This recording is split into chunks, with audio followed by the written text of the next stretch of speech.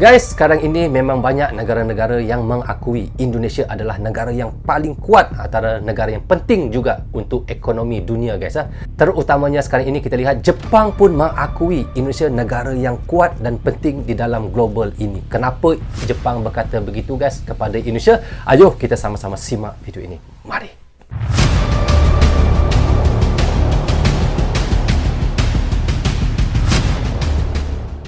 Assalamualaikum, apa khabar semua? Berjumpa lagi kita di dalam Brozul Channel, guys. Apa khabar anda orang Indonesia, orang Malaysia dan di seluruh Nusantara ataupun di seluruh ASEAN?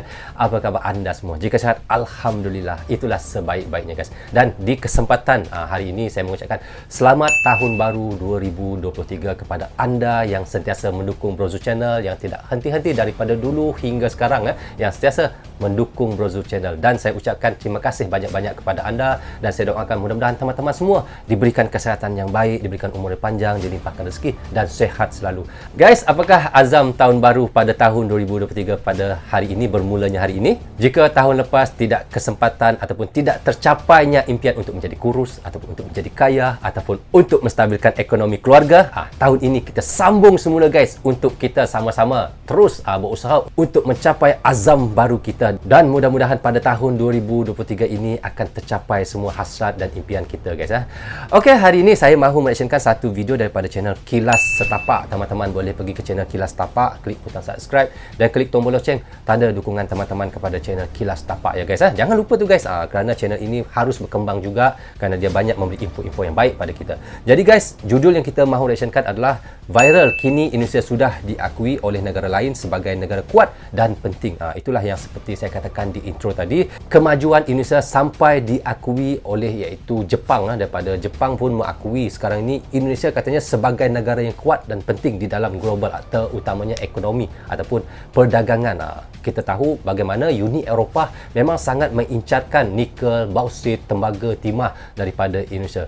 Tetapi yang membuat sekarang ini menjadi perang perdagangan Indonesia kepada Uni Eropah ataupun negara Eropah, kita lihat mereka sangat marahlah apabila Bapak Presiden Jokowi menghentikan ekspor nikel ke negara mereka. Kerana apa tujuan Bapak Jokowi melakukan begitu? Kerana Bapak Jokowi mahukan barang-barang yang belum jadi seperti nikel, bauksit itu harusnya digunakan untuk pada negara sendiri dulu. Jadi barang yang belum jadi harus digunakan untuk negeri sendiri, kemudian barang yang sudah jadi baru diekspor ke luar negara. Dan apabila Bapak Jokowi melakukan itu, guys, keuntungan Indonesia memang sangat berlipat kali ganda, guys. Sebelum ini kalau kita tahu daripada segi maklumat yang saya pernah baca, sebelum ini Indonesia hanya mendapat 1,1 miliar US dollar, guys, untuk keuntungan ekspor barang yang belum jadi ke luar negara. Tetapi melonjak yang sangat mendadak sekali hingga keuntungan katanya 20 hingga 30 miliar US dollar.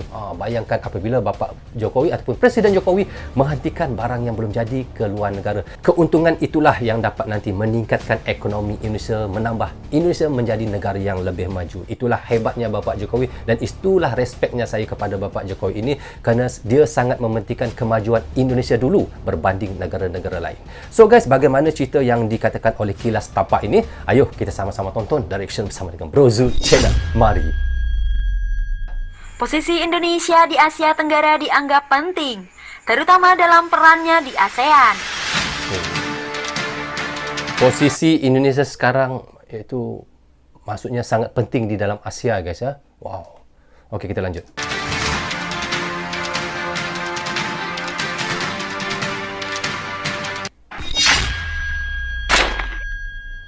Kilas Setapak. Hal ini disampaikan langsung oleh Duta Besar Jepang untuk ASEAN, Masahiko Kia.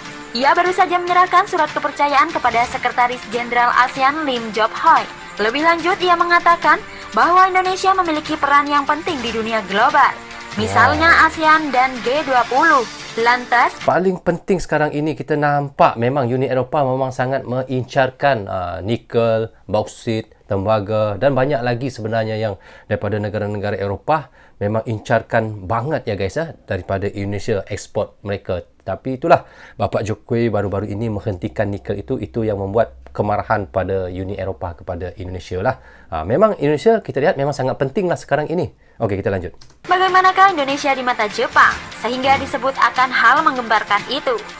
Mari kita sama-sama bahas lebih lanjut. Ya, mari kita sama-sama bahas. Indonesia telah memegang presidensi G20 dan akan mengetuai ASEAN di tahun 2023. Begitu saya sampai di Jakarta saat itu, banyak sekali spanduk soal G20. Indonesia memang saat ini memiliki peran penting di kancah global, kata Kia di Sekretariat ASEAN Jakarta, Kamis 1 Desember 2022. Apalagi kepemimpinan Indonesia di ASEAN tahun depan sangat penting, lanjut dia. Tahun inilah ya, 2023 Lebih ya. lanjut, ia mengungkapkan soal isu yang dibicarakan dalam pertemuannya dengan Lim Jok Hoi, yakni perdamaian dan keamanan kawasan terutama Indo-Pasifik. Tak hanya itu, keduanya juga membahas soal peringatan 50 tahun kerjasama ASEAN dan Jepang yang akan jatuh pada tahun depan.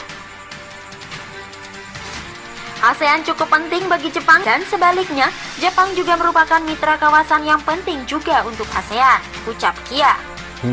Terkait kerjasama ASEAN-Jepang dan bersamaan dengan ketentuan Indonesia di ASEAN tahun depan, akan diselenggarakan KTT peringatan 50 tahun ASEAN-Jepang di Tokyo dengan tema perayaan Golden Friendship, Golden Opportunities.